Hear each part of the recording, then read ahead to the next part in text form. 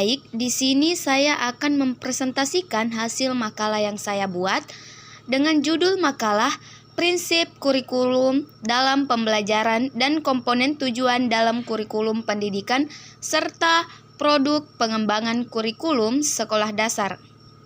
Baik, langsung saja prinsip kurikulum dalam pembelajaran dan komponen tujuan dalam kurikulum pendidikan. Nah, prinsip-prinsip penerapan kurikulum dalam pembelajaran ada 13. Yang pertama, prinsip aktivitas, prinsip motivasi, prinsip individualitas, prinsip lingkungan, prinsip konsentrasi, prinsip kebebasan, prinsip peragaan, prinsip kerjasama dan persaingan, prinsip apersepsi, prinsip korelasi, prinsip efisiensi dan efektivitas, prinsip globalitas, dan yang terakhir permainan dan hiburan. Selanjutnya, taksonomi tujuan pembelajaran. Tujuan pembelajaran biasanya diarahkan pada salah satu kawasan dari taksonomi. Benyamin S. Bloom mengemukakan taksonominya yang meliputi kawasan yang pertama kognitif, yang kedua afektif, yang ketiga psikomotor. Benyamin S. Bloom mengonsentrasikan pada domain kognitif, sementara domain afektif dikembangkan oleh Simpson. Selanjutnya, penerapan pengukuran. Penerapan pengukuran kawasan afektif atau sikap dan perilaku. Bloom menyatakan bahwa domain afektif sama halnya dengan domain kognitif, tersusun dalam urutan hierarkis sedemikian sehingga masing-masing kategori perilaku akan diasumsikan merupakan hasil dari kategori perilaku di bawahnya. Akan tetapi, tidak tampak bahwa domain afektif didasari oleh prinsip dari sederhana ke kompleks atau prinsip dari konkret ke abstrak. Seperti pada domain kognitif, beberapa susunan tambahan lain ditemukan di sini. Selanjutnya, taksonomi Merrill. Taksonomi ini tidak kalah pentingnya digunakan untuk mengukur kemampuan seseorang dalam belajar adalah taksonomi Merrill. Robert Gagne mempertulatkan bahwa tipe berbeda dari domain hasil belajar menghendaki kondisi belajar yang berbeda.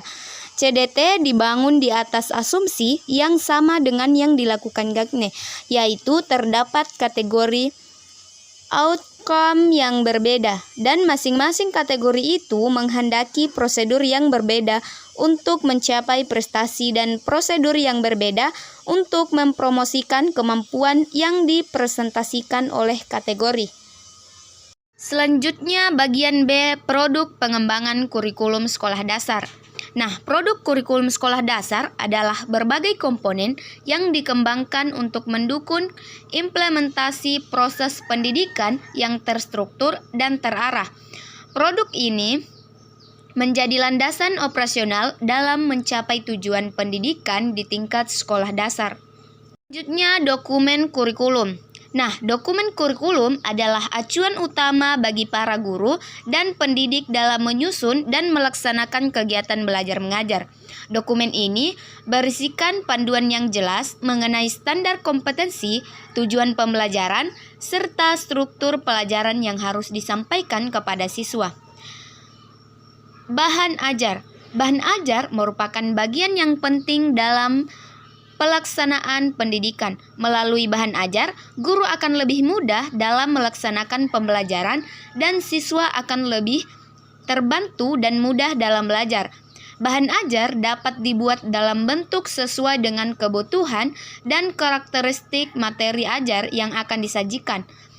Bahan ajar ialah sekumpulan materi ajar yang disusun secara sistematis yang merepresentasikan konsep yang mengarahkan siswa untuk mencapai suatu kompetensi. Selanjutnya, perangkat penilaian. Penilaian merupakan bagian penting dalam pengembangan kurikulum untuk mengukur sejauh mana tujuan pembelajaran telah tercapai.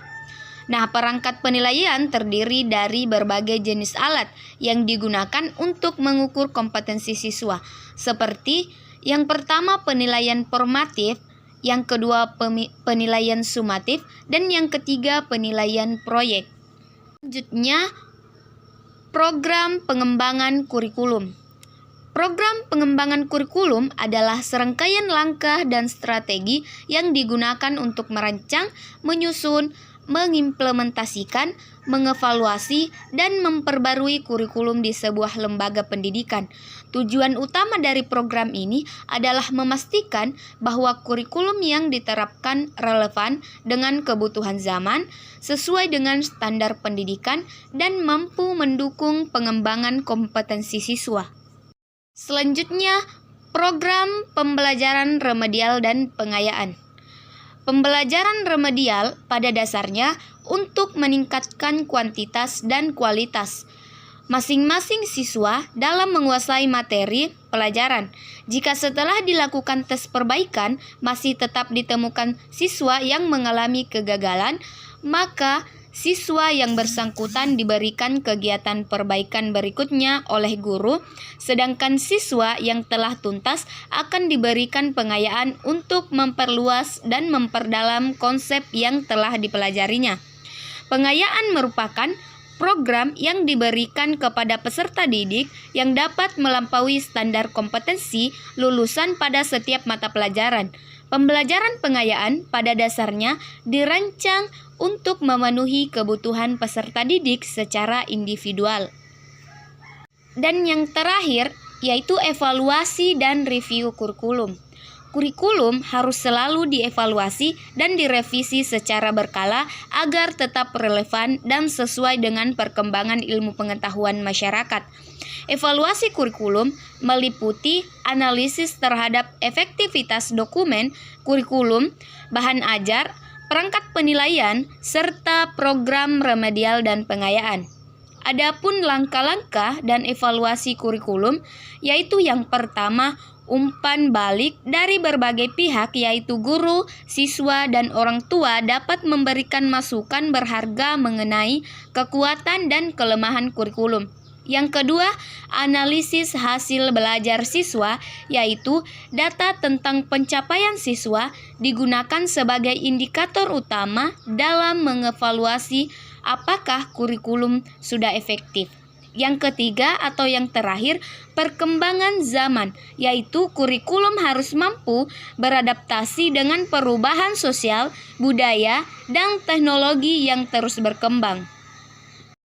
Setelah mendengar materi yang sudah saya sampaikan, dapat disimpulkan bahwa pembelajaran merupakan perpaduan dari dua aktivitas, yaitu aktivitas mengajar dan aktivitas belajar. Aktivitas mengajar menyangkut peranan seorang guru dalam konteks mengupayakan terciptanya jalinan komunikasi harmonis antara mengajar itu sendiri dengan belajar. Prinsip-prinsip pembelajaran ini sangat berkaitan dengan segala komponen pembelajaran, yaitu prinsip motivasi, prinsip individualitas, dan prinsip lingkungan.